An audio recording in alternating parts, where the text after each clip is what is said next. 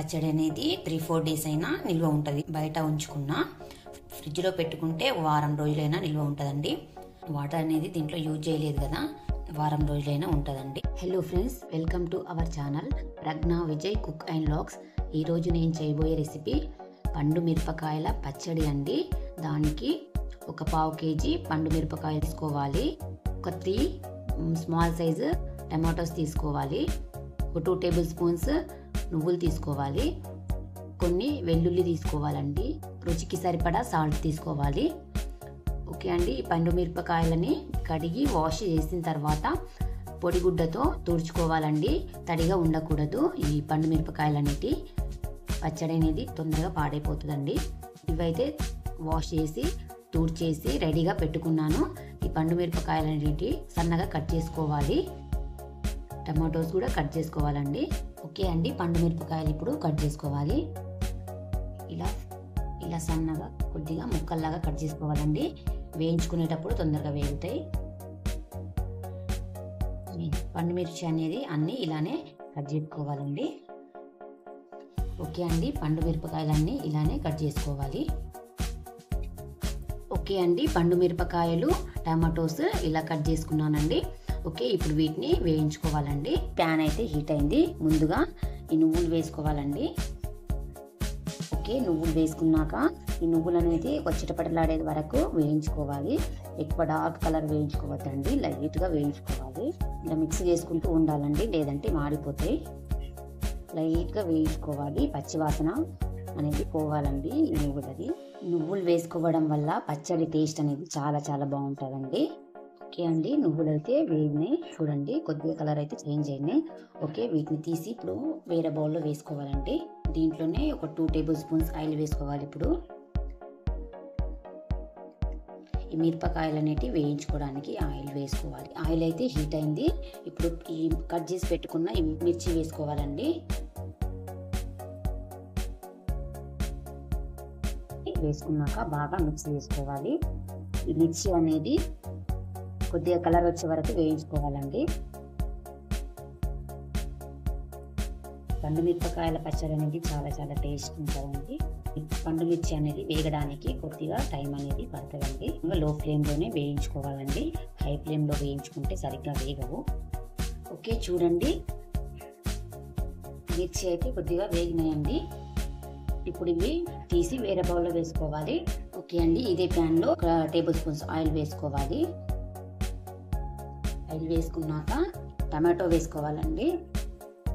ఈ టమాటా పైన skin separate అయ్యే వరకు మగ్గించుకోవాలి. ఓకే, చూశారు కదా, టమాటాలు అనేవి మగ్గినాయండి. ఇప్పుడు దీంట్లోనే వెల్లుల్లి వేసుకోవాలి. ఓకే అండి, వెల్లుల్లి వేసుకున్నాక కొద్దిగా మగ్గించుకోవాలి. వెల్లుల్లి అనేది కొద్దిగా ఫ్రై అవ్వాలి. ఓకే అండి, దీంట్లోనే జీలకర్ర కూడా వేసుకోవాలి. ప్రస్తుతం అయితే లేదండి నా దగ్గర. జీరా పౌడర్ వేస్తాను గ్రైండ్ చేసేటప్పుడు. జీలకర్ర ఉంటే ఇలా వేసుకుంటే బాగుంటుంది. ఓకే అండి, టమాటోస్ ఈ వెల్లుల్లి అనేవి మగ్గినాయండి. ఇప్పుడు వేయించుకున్నవి అన్నీ చల్లారిన తర్వాతే వేడిగా గ్రైండ్ చేసుకుంటే అంత టేస్ట్ అనేది బాగుంటుందండి. తొందరగా పాడైపోతుంది మళ్ళీ. ఓకే అండి, వీటిని అయితే అన్నిటిని చల్లారబెట్టుకోవాలి ఇప్పుడు. ఓకే అండి, ముందుగా ఈ నువ్వులు వేసుకోవాలి. వేయించుకున్న నువ్వులు, రుచికి సరిపడా సాల్ట్ వేసుకోవాలండి. నేను కల్లుప్పు వేస్తున్నాను. ఈ వేయించుకున్న పండు మిర్చి వేసుకోవాలి.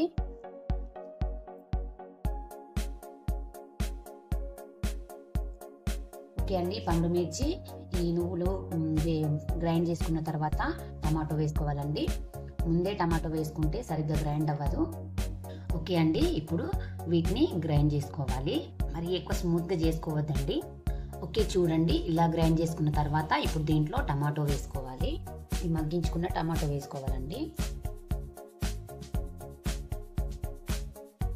ఓకే అండి, ఇప్పుడు దీన్ని గ్రైండ్ చేసుకోవాలి. ఓకే, చూడండి, ఇలా స్మూత్గా గ్రైండ్ చేసుకోవాలి.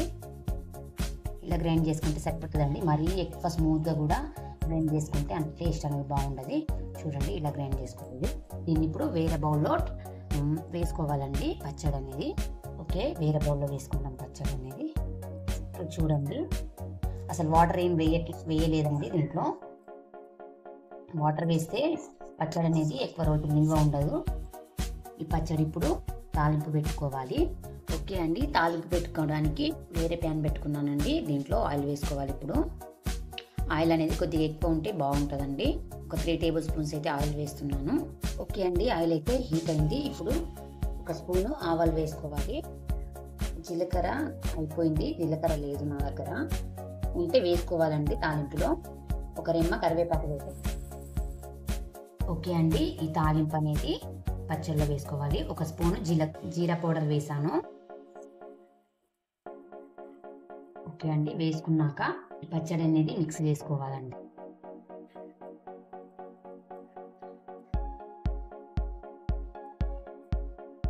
జీరా ఉంటే తాలింపులో వేసుకోవచ్చండి, నా దగ్గర లేదని వేయలేదు. ఓకే అండి, చూసారు కదా పచ్చడి. ఓకే అండి, చూడండి పచ్చడి అయితే చాలా చాలా బాగా వచ్చింది. టేస్ట్ అయితే చాలా బాగుంటుందండి. ఒకసారి ఇలా ట్రై చేయని వాళ్ళైతే ఇలా ట్రై చేయండి. టేస్ట్ అయితే చాలా బాగుంటుంది. వేడి వేడి అన్నంలోకైనా, జొన్న రొట్టెలకైనా, చపాతీలోకైనా చాలా బాగుంటుందండి. పప్పులకు సైడ్ డిష్గా చాలా బాగుంటుంది. ఓకే అండి, ఈ రెసిపీ కనుక మీకు నచ్చినట్లయితే లైక్ చేయండి, షేర్ చేయండి, సబ్స్క్రైబ్ చేసుకోండి.